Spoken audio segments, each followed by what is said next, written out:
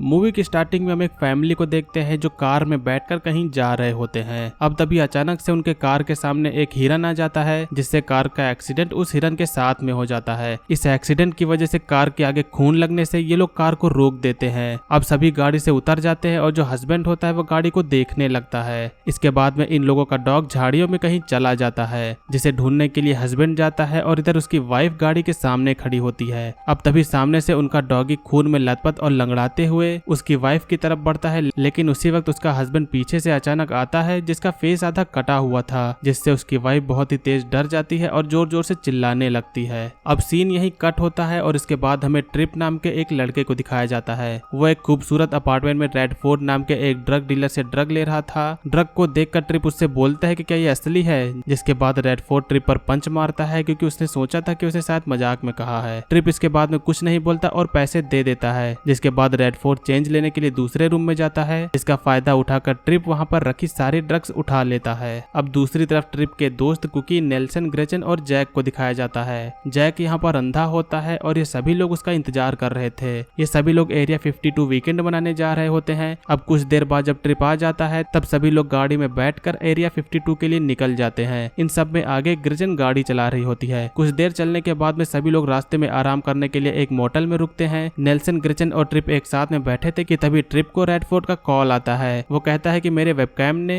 तुम्हें ड्रग्स की चोरी करते हुए पकड़ लिया है। अगर तुम जिंदा रहना चाहते हो तो वो ड्रग्स एरिया 52 में आकर वापस कर दो। ये सुनकर ट्रिप डर जाता है। नेल्सन पूछता है कि किसका फोन था, तो ट्रिप रॉन्ग नंबर बोलकर इस बात को टाल देता है। अब फिर सब लोग एरिया 52 की ओर बढ़ने लगते हैं, लेकिन तभी ट्रिप सबको ड्रग दिखाता है, जिस पर ग्रेचन भड़क जाती है और गाड़ी रोककर ट्रिप को गाड़ी से उतरने को बोलती है। इसके रिप्लाई में ट्रिप कहता है कि तुम मुझे इस सुनसान जगह पर अकेला नहीं छोड़ सकती। ये सब देखकर कुकी कहती है कि तुम लोग अपना मामला निपटाओ, तब तक मैं वॉशरूम कर आती हूँ, और वो वॉशरूम करने के लिए चली जाती है। ट्रिप अभी भी ग्रेचन को समझा रहा होता है, जिसके बाद में वो बोलती है कि मैं तुम्हें सिर्फ एक मोटल तक छोड़ सकती हूँ। ट्रिप इस बात के लिए एग्री हो जाता है और इसके बाद में वो कॉल करने के लिए नेटवर्क ढूंढने लगता है, लेकिन इस इलाके में कोई भी नेटवर्क नहीं मिल रहा था। अब तभी अचानक से एक जोरदार भूकंप आता है, लेकिन सभी लोग इसको नजरअंदाज कर देते हैं। इसके बाद अब सभी लोग वहां से आगे बढ़ते हैं। इसके बाद में ये लोग कुछ दूरी पर एक गैस स्टेशन पर रुकते हैं। इस गैस स्टेशन पर आने के बाद में वो सभी लोग ट्रिप को छोड़कर आगे जाने लगते हैं, लेकिन गाड़ी तभी बीच में ही रुक जाती है और स्टार्ट नहीं होती है। इसके बाद में ट्रिप और ग्रेचन गाड़ी को ठीक करने की कोशिश करते हैं और नेल्सन और कुकी दूसरी जगह पर बैठकर बातें करने लगते हैं। अब कुछ समय बाद में ट्रिप ने गाड़ी तो ठीक कर दी, लेकिन गाड़ी में पेट्रोल न होने की वजह से गाड़ी फिर भी नहीं चलती है और इस गैस स्टेशन में पेट्रोल भी नहीं था। वो स्टेशन पूरी तरह से सुनसान हो गया था और वहाँ पर कोई भी आता जाता नहीं था। इसके बाद अब यहाँ सभी लोग मोटल में मदद ढूंढ रहे होते हैं, लेकिन यहाँ उन्हें कोई भी नहीं मिलता।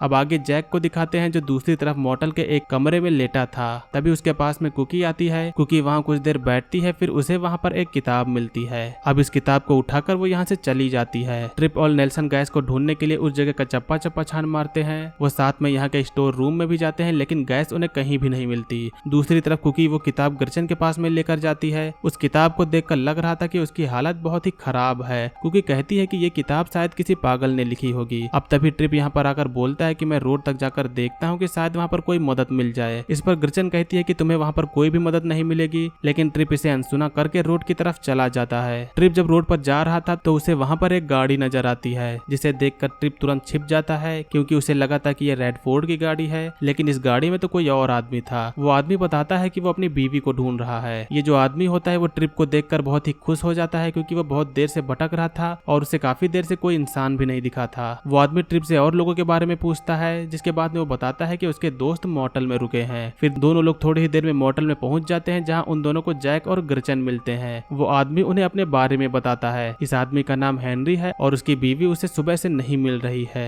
हेनरी को उसकी छाती में दर्द हो रहा था, तो वो वहां से अपनी वैन की तरफ निकल जाता है। वैन में पहुंचने के बाद में हेनरी को कुछ बदबू आने लगती है, जिसकी वजह से उसका दम घुटने लगता है और उसके बाद में उसकी सांसें रुक जाती हैं। दूसरी तरफ ट्रिप हेनरी की वैन से पेट्रोल को चुराने लगता है। अब तभी उसका फोन रिंग करता है, लेकिन सिग्नल नहीं होने के कारण बात नहीं हो पाती है। इसके बाद ट्रिप नेटवर्क ढूंढने के लिए छत पर चढ़ जाता है, लेकिन अचानक से उसके पीछे एक काला साया आ जाता है और ये सीन यहीं पर कट हो जाता है। अगले सीन में कुकी को दिखाते हैं जो बाथरूम की तरफ जा रही होती है। अब तभी वहाँ भी वो बदबू आती है, लेकिन कुकी इसे नजरअंदाज करके वहाँ से चली जाती है। अब कुकी बाथरूम के सीट में बैठी होती है, लेकिन अचानक से उसके नाक से खून आने लगता है। अब वो कुछ समझ ही पाती कि तभी सीट के अंदर से उसे कोई खींचने लगता है और इसके बाद में ग्राइंडर इसकी उसकी छाती के आर पार हो जाता है और वो वहीं पर मारी जाती है। दूसरी तरफ नेल्सन अपने कमरे में बैठा गाने सुन रहा होता है, जहाँ अचानक उसे कोई बेड के नीचे से खींचने लगता है, लेकिन वो खुद को बचाकर बेड के ऊपर खड़ा हो जाता है। जिसके बाद में वो टेस्ट के लिए पहले अपना जूता फेंकता है, जिसे ग्राइंडर पूरी तरह से फाड़ देता है। ये देखकर नेल्सन बुरी तरह डर जाता है और तुरंत एक कंबल ओढ़कर खिड़की के कांच को तोड़कर कमरे से बाहर कूद जाता है, लेकिन इसी दौरान एक कांच का टुकड़ा उसके गले में लग जाता है और वो वहीं पर मर जाता है। कांच के टूटने की आवाज इतनी तेज थी कि जैक और ग्रिचन भी वहां पर आ जाते हैं। नेल्सन को मरा हुआ देखकर ग्रिचन सभी को आवाज देती है, लेकिन कोई भी रिस्पॉन्ड नहीं करता, और करे भी कैसे, कोई भी यहाँ पर अब बचा नहीं है। ग्रिचन जैक को लेकर वैन में जाती है, जहाँ उसे हेनरी मरा हुआ मिलता है। वो जैक को वहां पर बैठाती है ताकि वो वायरलेस से कोई मदद बुला सके, और हेनरी की गन लेके वो बाकियों को ढूंढने के लिए निकल जाती है। जैक वैन में वायरलेस से मदद खोजने की कोशिश कर रहा था। दूसरी तरफ ग्रिचन कुकी के कमरे में जाती है और वो किताब देखने लगती है। अचानक ग्रिचन को कोई आवाज आती है, उसे सुनकर वो उसकी तरफ चली जाती है और अपनी गन को वहीं छोड़ देती है।